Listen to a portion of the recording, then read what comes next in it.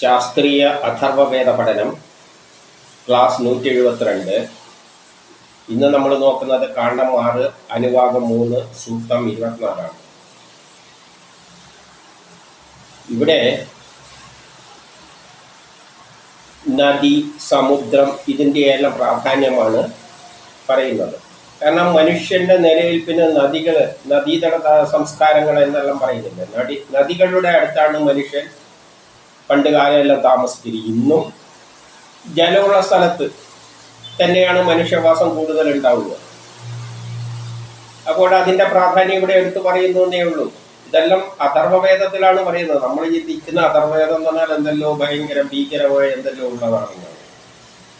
നമുക്ക് മനസ്സിലാകുന്ന കാര്യങ്ങൾ വളരെ ലളിതമായിട്ട് ഇവിടെ പറഞ്ഞു തരികയാണ്. കാരണം വേദത്തിൽ എല്ലാം ഉണ്ടല്ലോ, എല്ലാം പറയണമല്ലോ, ഒന്നും വിടാൻ പറ്റൂലല്ലോ. അപ്പോൾ എല്ലാ കാര്യങ്ങളും പറയുന്നു. ആ നിലയിൽ ഇതിനെ കണ്ടാൽ മതി. നമുക്ക് സൂക്തത്തിലേക്ക് പോകാം. ഹരി ഓം. അഥർവവേദം കാണ്ഡം 6 അനുവാകം 3 സൂക്തം 24. ഋഷി, ശന്താദി, ദേവത, അപ്പ്, ഛന്ദസ്, അനുഷ്ടുപ്പ്. ഹിമവതഃ പ്രസ്രവന്തി സിന്ധൗ സമഃ സംഗമഃ ആപോഹമഹ്യം തത് ദേവീ ദദൻ ഹൃദ്യോതഭേഷജം യന്മേ അക്ഷോരാ ദിദ്യോത പാർഷ്ണ്യോഃ പ്രപക്ഷോശ്ചയാത് ആപസ്തത സർവം നിഷ്കരൻ ഭിഷജാം സുഭിഷക്തമാഹ സിന്ധുപത്നി സിന്ധുരാജ്ഞി സർവായ നദ്യ സ്തന ദത്ത നസ്തസ്യ ഭേഷജം തേന വോ ഭുനജാമഹൈ. ഭാവാർത്ഥം: പാപമില്ലാതാക്കുന്ന ഗംഗാനദി ഹിമാലയത്തിൽ നിന്നും ഉത്ഭവിച്ച് സമുദ്രത്തോട് ചേരുന്നു. ഈ നദീജലത്താൽ എൻ്റെ ഹൃദയദാഹത്തെ ശമിപ്പിക്കുവാൻ കഴിവുള്ള ഔഷധികൾ ലഭിക്കണേ. ദേവതകൾക്ക് സമാനമായ ജലത്താൽ നേത്രങ്ങൾ, കുതികാൽ, പാദങ്ങൾ എന്നിവിടങ്ങളിലെ വേദനകൾ ഉണ്ടാക്കുന്ന രോഗങ്ങൾ അകലട്ടെ. ഈ ജലം ഔഷധികളിലൂടെ കുശലനായ വൈദ്യനെ പോലെ നമ്മെ ചികിത്സിക്കുക. ഈ സമുദ്രം ജലത്തിൻ്റെ സ്വാമിയും നീ അവൻ്റെ പത്നിയുമാണ്. നീ രോഗനാശിനികളായ ഔഷധികളെ നൽകുക. അതുവഴി അനാദികളായ വസ്തുക്കൾ സേവിച്ച് ശക്തി നേടുവാനാകട്ടെ. പാപം ഇല്ലാതാക്കുന്ന ഗംഗാനദി. പാപം എന്ന് പറയുന്നത് ഞാൻ ജീവിതത്തിലെ പാപവും പുണ്യമുള്ളത്. നമ്മൾ കഷ്ടപ്പെടുന്ന അവസ്ഥക്കാണ് പാപം എന്ന് പറയുന്നത്. ഇപ്പം പണ്ട് കാലത്തുള്ള മനുഷ്യൻ വളരെയധികം കഷ്ടപ്പെട്ടിട്ടുണ്ട്. കാരണം ഈ സൗകര്യങ്ങളൊന്നുമില്ല. അപ്പോൾ അവർ ശരീരം കൊണ്ടുള്ള അധ്വാനിച്ചെല്ലാം തന്നെ കാര്യങ്ങൾ നേടണം. അപ്പം ഭയങ്കര കഷ്ടപ്പാട് തന്നെയാണ്. ഇന്നും ജീവിതം എന്ന് പറഞ്ഞാൽ കഷ്ടപ്പാട് തന്നെയാണ്. അപ്പം അതിനാണ് പാപം എന്ന് പറയുന്നത്. പാപം കൊണ്ടാണ്. അപ്പം അതിനെ മറികടക്കാനുള്ള വഴി എന്തേ ഉള്ളൂ? അധ്വാനിച്ചിട്ട് ആ പ്രതിബന്ധങ്ങളെ തരണം ചെയ്തുകൊണ്ട് മുന്നോട്ടേക്ക് പോകുന്നു. അപ്പം മനുഷ്യന് ജീവിക്കാൻ ഏറ്റവും അത്യാവശ്യമുള്ള കാര്യം ജലം തന്നെയാണ്. ജലമില്ലെങ്കിൽ ഏറ്റവും അധികം കഷ്ടപ്പെടും. അപ്പം നദികളുണ്ടെങ്കിൽ നമ്മൾ പാപമെല്ലാം കുറഞ്ഞു കിട്ടും. അപ്പം പാപം ഇല്ലാതാക്കുന്ന ഗംഗാനദി എന്ന് പറഞ്ഞാൽ നമ്മളെ കഷ്ടപ്പാട്. ഗംഗാനദി അടുത്തുകൂട്ട പോകുന്നുണ്ടെങ്കിൽ പിന്നെ കിണർ കുഴിക്കോ പോലും വേണ്ട. കുളിക്കാനെല്ലാം അതിൽ പോയി കുളിച്ചാൽ മതി. എല്ലാ കാര്യങ്ങളും അവിടെ ചെയ്യാം. വെള്ളം എടുത്തിട്ട് ഇങ്ങ് വരാം. എല്ലാ കാര്യങ്ങളും അവിടെ തന്നെ. കൃഷിയെല്ലാം നല്ലോണം ഉണ്ടാകും. ജീവിതം വളരെ ലളിതമാകും. അപ്പം നമ്മുടെ പാപം അത്ര കണ്ട് കുറയും. അപ്പം പാപം ഇല്ലാതാക്കുന്ന ഗംഗാനദി ഹിമാലയത്തിൽ നിന്ന് ഉത്ഭവിച്ച്, ഹിമാലയത്തിൽ നിന്നാണ് ഉത്ഭവിക്കുന്നത്, സമുദ്രത്തോട് ചേരുന്നു. അതിലൊന്നും പിന്നെ വ്യാഖ്യാനം വേണ്ട. ഇവിടെ വിവർത്തനം ചെയ്തത് തന്നെ ഭംഗിയായിട്ട് പറഞ്ഞിട്ടുണ്ട്. ഈ ജലത്താൽ എൻ്റെ ഹൃദയദാഹത്തെ ശമിപ്പിക്കാൻ കഴിവുള്ള ഔഷധങ്ങൾ ലഭിക്കണം. ഹൃദയദാഹത്തെ എന്ന് പറഞ്ഞാൽ നമുക്ക് എന്തെങ്കിലും രോഗങ്ങളെല്ലാം ഉണ്ടാകുമ്പോൾ നമ്മൾ ആഗ്രഹിക്കുന്ന കാര്യങ്ങളാണ്. ഈ രോഗമെല്ലാം ഒന്ന് മാറിത്തരണേ. എന്നെ വിട്ടു പോകണമെന്ന്. അതിനെന്ത് വേണം? മരുന്ന് കഴിക്കണം. മരുന്ന് എന്ന് പറയുന്നത് ഏതിലുണ്ട്? ചെടികളെ നീരിലുണ്ട്. പലതരം ചെടികളുണ്ട്, അതിലെല്ലാം ആയുർവേദം പറഞ്ഞു തന്നിട്ടുണ്ട്. അപ്പോൾ നദികൾ ഒഴുകുന്നുണ്ടെങ്കിൽ അവിടെയും പല ചെടികളെല്ലാം വളരും. ആയുർവേദത്തിനുള്ള മരുന്നുകളെല്ലാം അവിടെ നിന്ന് ചെടികളിൽ നിന്ന് കിട്ടും. അപ്പോൾ എൻ്റെ ഹൃദയദാഹത്തെ എല്ലാം ശമിപ്പിക്കും. അതായത് എൻ്റെ ഹൃദയദാഹം എന്ന് പറയുന്നത് ഇത്രയാണ്. നമ്മളെ ആഗ്രഹങ്ങൾ എന്താണ്? രോഗമെല്ലാം ഒന്ന് വിട്ടുമാറാൻ അതിനുള്ള മരുന്നുകൾ കഴിച്ചാൽ രോഗം വിട്ടുമാറും. വേദനകൾക്ക് സമാനമായ ജലത്താൽ ദേവതകൾക്ക് സമാനമായ ജലത്താൽ. അപ്പൊ ഇത് ദേവതകൾക്ക് സമാനമാണ് ജലം. എല്ലാം ദേവതകളാണ്, പ്രപഞ്ചത്തിലുള്ള എല്ലാം ദേവതയാണ്. ജല അടക്കം ദേവതയാണ്.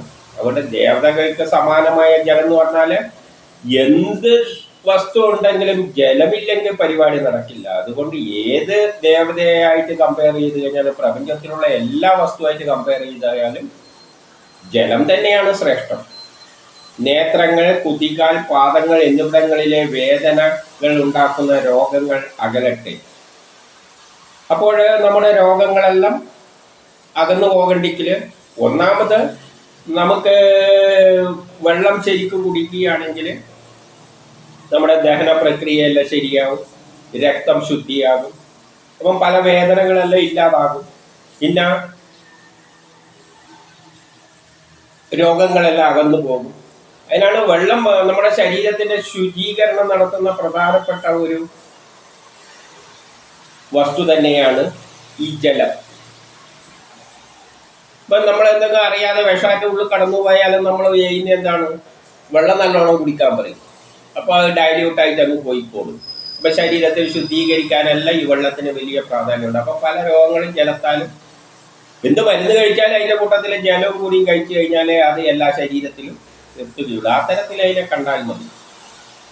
ഈ ജലം ഔഷധികളിലൂടെ കുശലനായ വൈദ്യനെ പോലെ നിന്നെ ചികിത്സിക്കും. ഇതാണ് ഇവിടെ പറയുന്നത്. ഇപ്പൊ വേദനയെല്ലാം ഇല്ലാതാകുന്നതിന് പിന്നില് ജലത്തിന് വലിയ പങ്കുണ്ട്.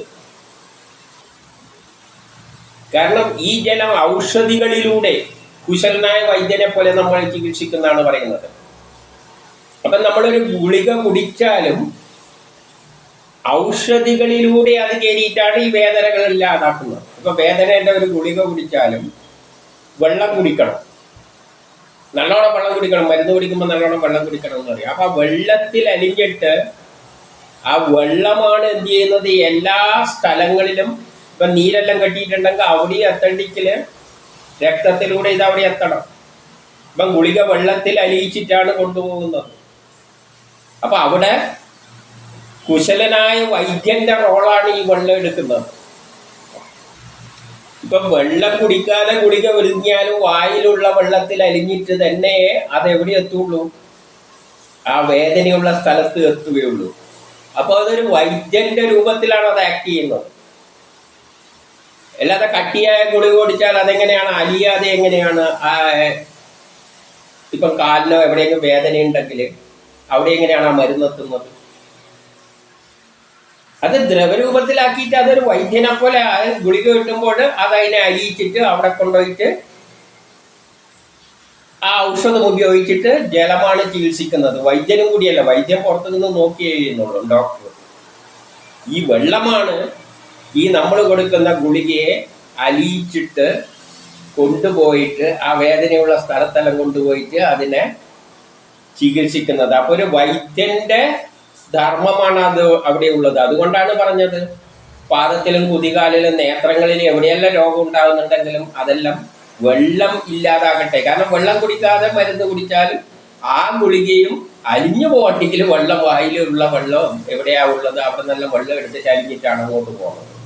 രക്തത്തിൽ തന്നെ വെള്ളം പ്രധാനപ്പെട്ട ഒരു ഘടകം തന്നെയാണ്. വെള്ളം തന്നെയാണ് ജലം എന്ന് പറയുമ്പോൾ, വേദങ്ങളിലെ ജലം എന്ന് പറയുമ്പോൾ ദ്രവരൂപത്തിലുള്ള എല്ലാത്തിനും എടുക്കുകയും ചെയ്യാം. ശരീരം തന്നെ മുക്കാഭാഗവും വെള്ളമാണ്. അപ്പോൾ ജലം എന്ന് പറയുമ്പോൾ, വേദത്തിലെ ജലം എന്ന് പറയുമ്പോൾ ദ്രവരൂപത്തിലുള്ള എല്ലും അതിൽ പെടുകയും ചെയ്യും. വൈദ്യനെ പോലെ നമ്മെ ചികിത്സിക്കട്ടെ. ഈ സമുദ്രം ജലത്തിന്റെ സ്വാമിയും നീ അതിൻ്റെ പത്നിയുമാണ്. സമുദ്രം ജലത്തിന്റെ സ്വാമിയാണ്, അതായത് അവന്റെ പത്നിയാണെന്ന് പറയുകയാണ്. സമുദ്രത്തിന്റെ ഭാര്യയായിട്ട് ചിത്രീകരിക്കും. ഇതെല്ലാം ഒരു കവിഭാവനയിൽ പറയുന്നതായിട്ട് കണ്ടാൽ മതി. അല്ലാതെ സമുദ്രം എന്ന് പറയുന്നത് കണ്ണും മൂക്കും വെച്ച് കഥയിൽ വരുമ്പോൾ കണ്ണും മൂക്കെല്ലാം വെച്ച് സമുദ്രത്തിന് സമുദ്ര ഭഗവാനും ജലം ജലദേവത എന്നെല്ലാം പറഞ്ഞ് ചിലപ്പോൾ കണ്ണും മൂക്കും എല്ലാം വെച്ച് സാരിയെല്ലാം ഉടുപ്പിച്ച് അവതരിപ്പിച്ചേക്കും കഥകളിൽ വരുമ്പോൾ. അത്തരത്തിൽ ഇവിടെ പറയുന്നതേ ഉള്ളൂ. അല്ലെ, ഇതൊന്നും കഥാപാത്രമായിട്ടൊന്നും എടുത്തേക്കരുത്. നീ അവൻ്റെ പത്നിയുമാണ്. നീ രോഗനാശിനികളായ ഔഷധികളെ നൽകുക. രോഗങ്ങളെ നശിപ്പിക്കുന്ന ഔഷധികളെ നൽകുന്നത് ആര് തന്നെയാണ്? ജലം തന്നെയാണ്.